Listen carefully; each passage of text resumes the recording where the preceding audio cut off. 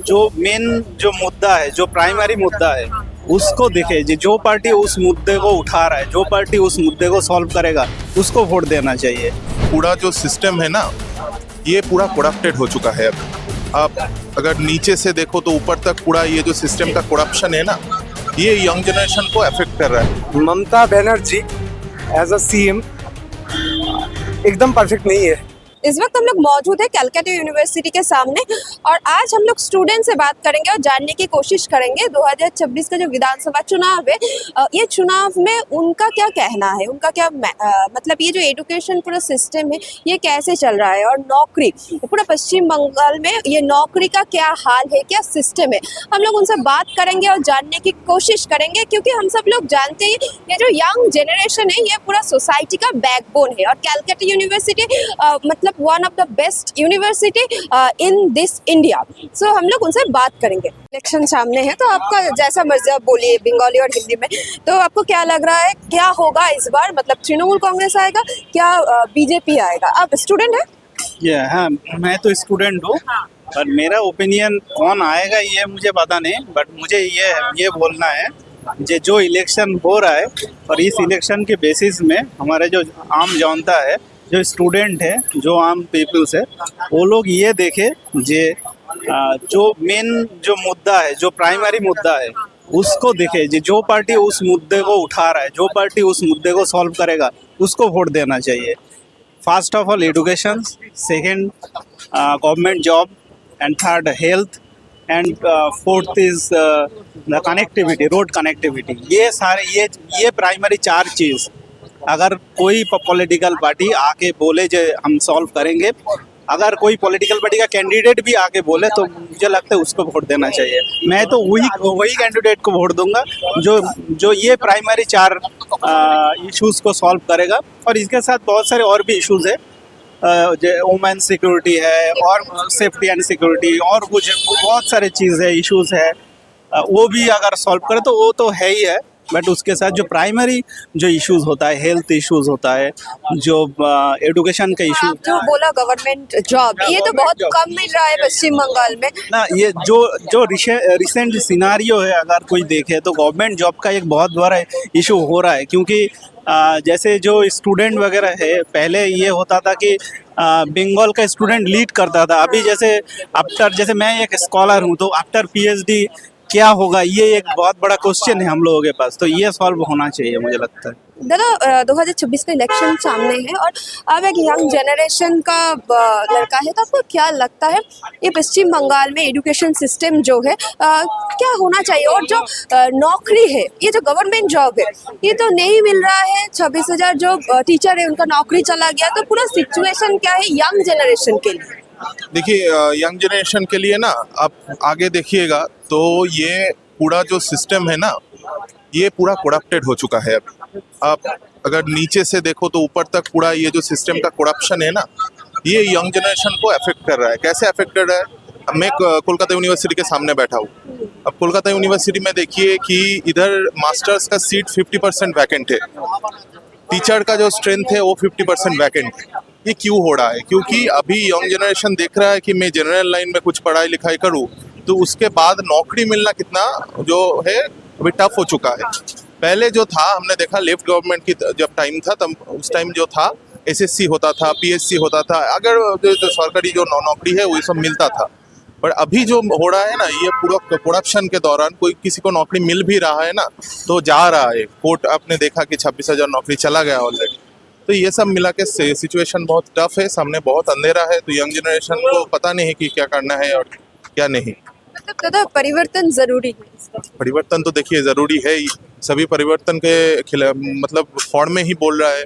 पर इधर कुछ प्रॉब्लम्स भी है। अब देख सकते हैं कि अभी जो है, हमने देखा इलेक्शन 11 साल से ये तख्त बदल हुआ, 11 साल से आज 26 साल तक ये जो कर रहा है ना, हमें देखिए एक परिवार से एक आदमी को नौकरी मिलेगा तो शायद कोई 35,000 40,000 का कोई नौकरी मिल जाए तो ठीक ठाक चल जाएगा फैमिली।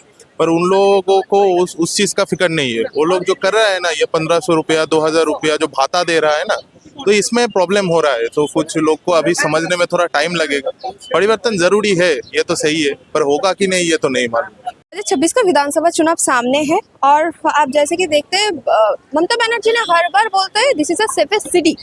आपको क्या लगता है?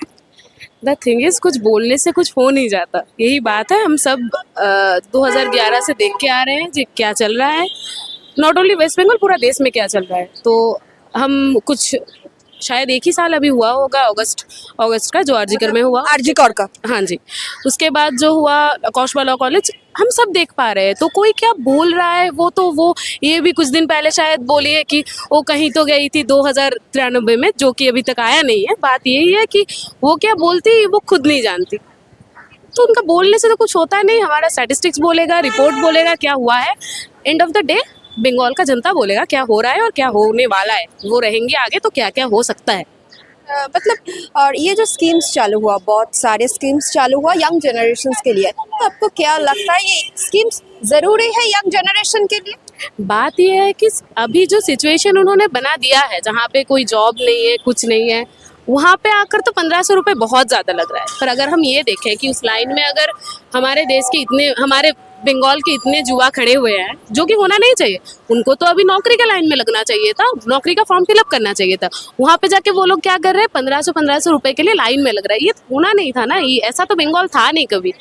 तो एंड ऑफ द डे इस सिचुएशन में उनको 1500 चाहिए, पर ये सिचुएशन ही चेंज होना चाहिए। जो जैसे कि हम बोलते हैं कि बेस से चेंज होना चाहिए, मतलब रूट से प्रॉब्लम को सॉल्व करना पड़ता है। प्रॉब्लम को ऐसे ऊपर ऊपर सॉल्व नहीं कर सकते हम लोग।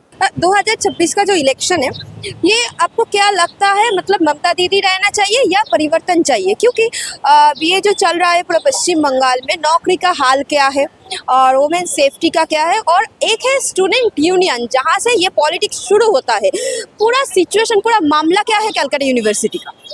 Inside the Calcutta University campus, we can see that it is not actually ensured that the women are not actually ensured the proper safety. We obviously, as a campus student, I want proper safety for the women. A year ago, we saw the incident of the Kaushal Law College. In the last year, in the August, we saw the incident of the RG Kor, but actually not proper steps. Nothing. No proper steps have been taken against the actually who were the accused. We can time and again we see the different molestation cases, rapes across all over across the city. Inside our campus also different incidents have taken place. We have complained to the VC and the administration, and actually illegal union is there inside the campus, and we led several movements starting from the Rajabaja Science College, then Baligan Science College, and that led to the actually the closure of the illegal union rooms inside the campuses. But actually the closure of the union rooms does not ensure us that the illegal students union is actually removed from the campuses. They are still there inside.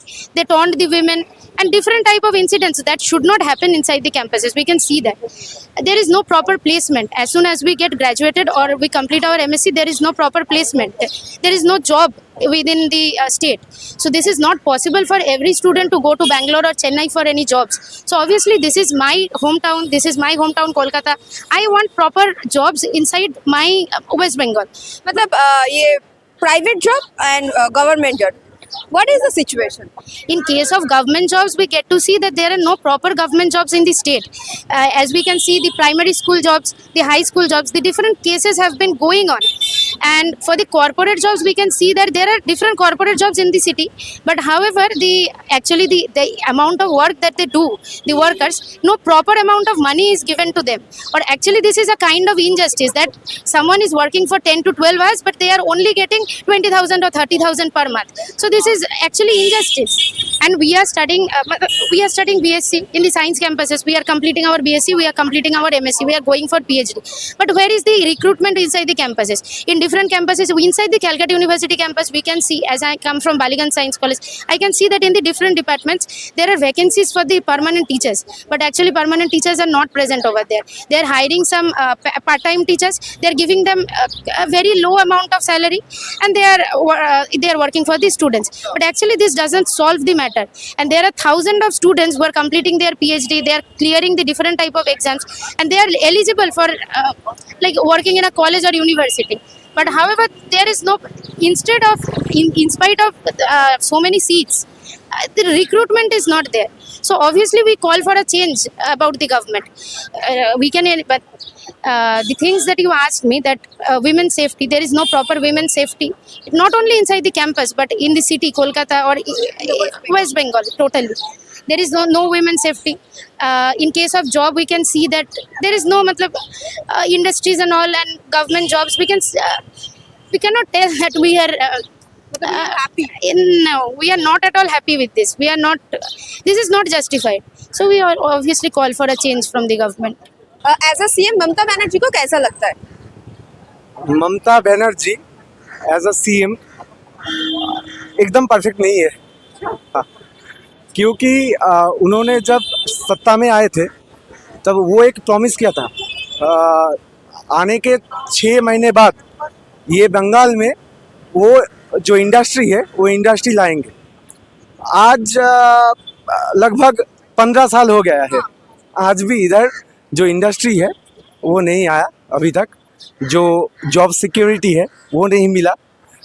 हमारे यहाँ पे जो बंगाल के लोग हैं, हम लोग तो स्टूडेंट है, तो ये स्टूडेंटशिप जाने के बाद हमारा प्राइमरी रिक्वायरमेंट है कि हमें जॉब चाहिए।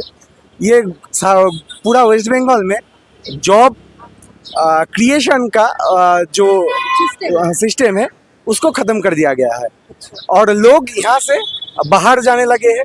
ये जो ब्रेन ड्रेन हो रहा है पश्चिम बंगाल से, इसको रोका नहीं जा सकता अभी, और इसके लिए खुद जिम्मेदार है ममता बनर्जी। तो क्या चाहिए, परिवर्तन जरूरी है पश्चिम बंगाल में? हाँ, परिवर्तन जरूरी है, पर परिवर्तन ऐसा जरूरी है कि जो सरकार यहाँ पे हमें जो हायर एजुकेशन के बाद जॉब सिक्योरिटी दे सके, प्लेसमेंट दे सके, हमारा जो डिग्निटी है, काम करने का डिग्निटी, वो डिग्निटी देना ज़रूरी है। एंड आफ्टर ऑल यहाँ पे जो हमारा गणतांत्रिक डेमोक्रेटिक राइट है, जो डेमोक्रेटिक राइट को दिन के दिन सप्रेस किया गया है, उसको फिर लौटाना चाहिए। ये जो मुख्य विपक्षी दल है पश्चिम बंगाल में बीजेपी कैसा है? बीजेपी जो एसआईआर है, एसआईआर को लेके बीजेपी हमारा जो वोटिंग राइट है, हम पश्चिम बंगाल के जो नागरिक है, जो मुतवा, राजवंशी, आदिवासी, एसटी, ओबीसी संप्रदाय के लोग हैं, इस संप्रदाय के लोगों का जो वोटिंग राइट है वो बीजेपी उनको छीन लिया निर्वाचन कमीशन के दौरान। हम नहीं चाहते कि ऐसा कोई सरकार आए, बीजेपी का सरकार, जिन्होंने यूपी में, राजस्थान में, जो हिंदी बलाई में, बिहार में, मैंने कल ही एक वीडियो में देखा, जो बिहार में नालंदा यूनिवर्सिटी है, नालंदा यूनिवर्सिटी के अंदर एक महिला को, उसको जो मोलेस्टेशन हो रहा है, कैंपस के अंदर मोलेस्टेशन हो रहा है, ओपन मोलेस्टेशन, और वो वीडियो देख के अच्छा नहीं लगता है। हम नहीं चाहते कि पश्चिम बंगाल में ये तृणमूल जो एक्चुअली लुम्पेन का सरकार है, ये जाके वो बीजेपी डकैत के सरकार आई यहाँ पे, और ऐसे मनुवादी सिस्टम, ऐसे फैसीवादी जो सारा देश में जाग चुका है, ये फैसीवादी सिस्टम यहाँ पे ना आए, यही मेरा पॉइंट है। स्टूडेंट्स का मानना है पश्चिम बंगाल में परिवर्तन जरूरी है। 2026 का जो चुनाव है इसमें परिवर्तन जरूरी है, बट बीजेपी नहीं चाहिए। जॉब सिक्योरिटी चाहिए, वुमेन सेफ्टी चाहिए, नौकरी चाहिए। तब तक के लिए संगीता मजुमदार के साथ नब्बेंदु दास, कोलकाता।